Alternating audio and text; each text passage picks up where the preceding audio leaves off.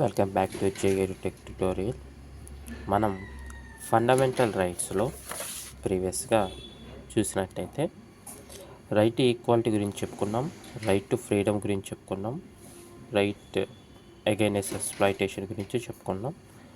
అలాగే ప్రీవియస్ క్లాస్లో right to freedom of religion గురించి చెప్పుకున్నాం. అయితే మనం ఈరోజు క్లాస్లో కల్చర్ అండ్ ఎడ్యుకేషనల్ రైట్స్ అంటే ఏంటో చెప్పుకుందాం. కల్చర్ అండ్ ఎడ్యుకేషనల్ రైట్స్ మొత్తం మనకు 6 ఫండమెంటల్ రైట్స్ ఉంటాయి. దాంట్లో ఇది 5th one, culture and educational rights.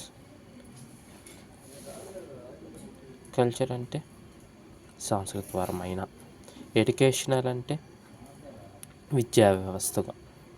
So దాని గురించి చెప్పేదే కల్చర్ అండ్ ఎడ్యుకేషనల్ రైట్స్. దీంట్లో మనకు టోటల్ 2 ఆర్టికల్స్ ఉంటాయండి. Article 29 and article 30. ఆర్టికల్ 29 ఏం చెప్తుందిరా అంటే protection of interest of minorities. So minorities యొక్క పరిరక్షణ గురించి చెప్తుంది. మైనారిటీస్ యొక్క పరిరక్షణ. అసలు మైనారిటీస్ అంటే ఎవరు అనేది చెప్పాలి.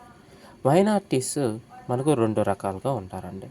ఒకటి లింగ్విస్టిక్ అంటే భాషపరంగా, ఇంకోటి కల్చరల్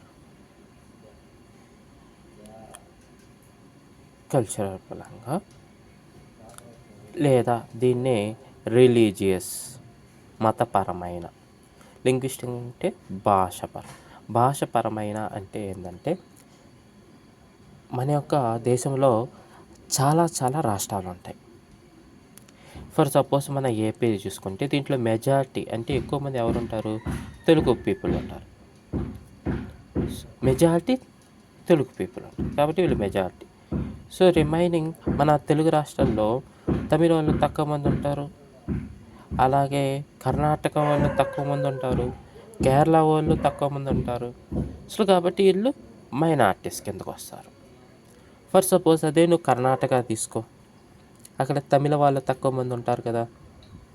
కర్ణాటక చూస్తే మెజారిటీ వాళ్ళు కన్నడ వాళ్ళు, మైనారిటీ వాళ్ళు తమిళ వాళ్ళు. ఫర్ సపోజ్ నువ్వు నార్త్ ఇండియా రాజస్థాన్ తీసుకో, అక్కడ హిందీ వాళ్ళు ఎక్కువ. సో అక్కడ మెజారిటీ ఎవరు? హిందీ పర్సన్స్. మైనారిటీ ఎవరు? For suppose minority Telugu people అనేది అక్కడ మైనారిటీ. ఈ తెలుగు పీపుల్ ఎవరైనా అక్కడ ఉంటే వాళ్ళు మైనారిటీ కింద ఉంటారు. సో అలా అన్నమాట.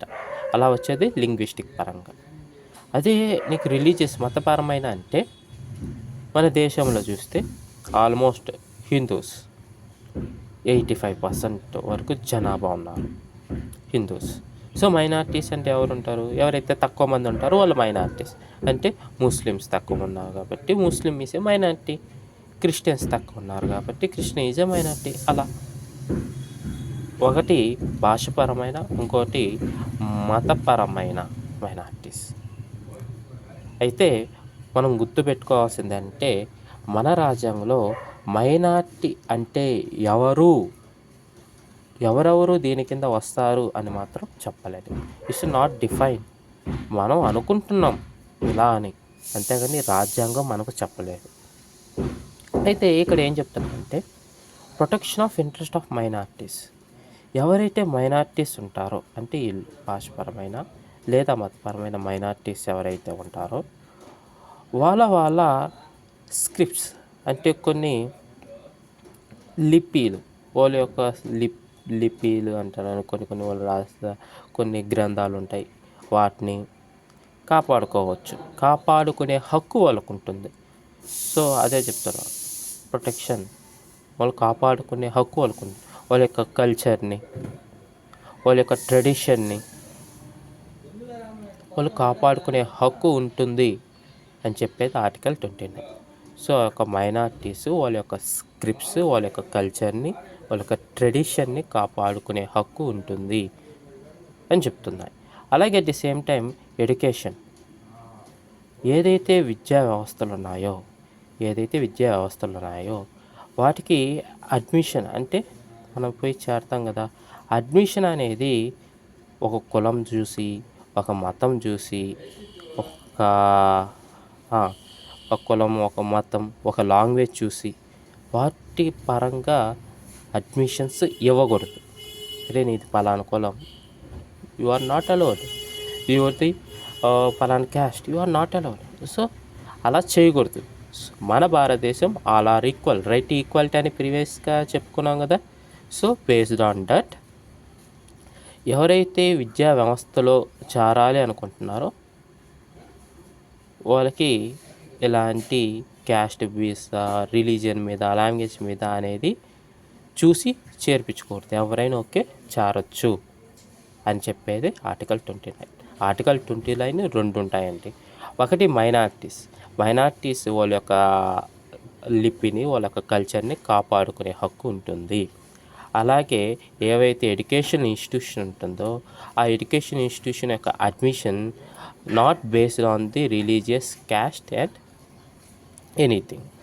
నెక్స్ట్ వన్ వచ్చేసి ఆర్టికల్ 30 ఏం చెప్తుందిరా అంటే, next article right to minorities ఉంటారు కదా, ఆ minorities to establish and admission ఏం స్థాపించుకుంటారంటే ఓల ఎడ్యుకేషనల్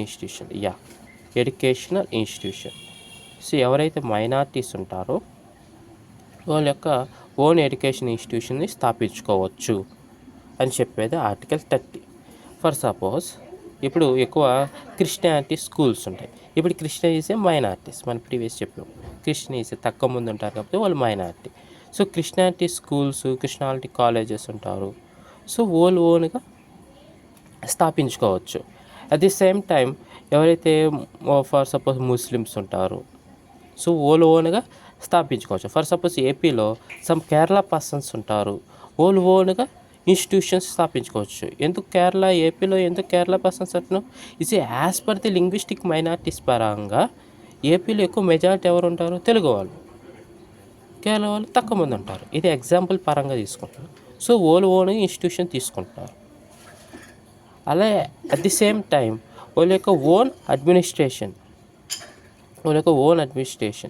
ఆ పరిపాలన అనేది ఓన్గా చూసుకుంటారు. ఎవరిని వాళ్ళు కంట్రోల్ చేసే విధంగా ఉండకూడదు.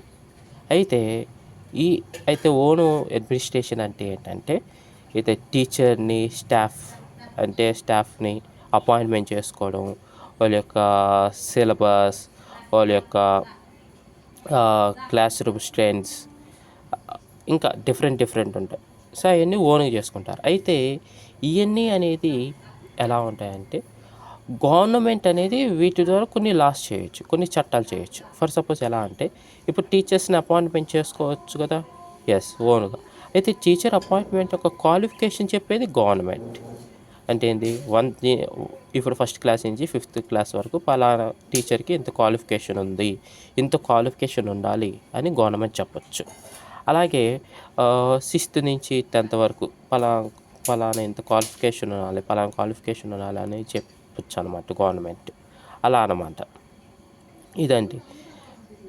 ఇది మన యొక్క కల్చర్ అండ్ ఎడ్యుకేషన్ రైట్స్.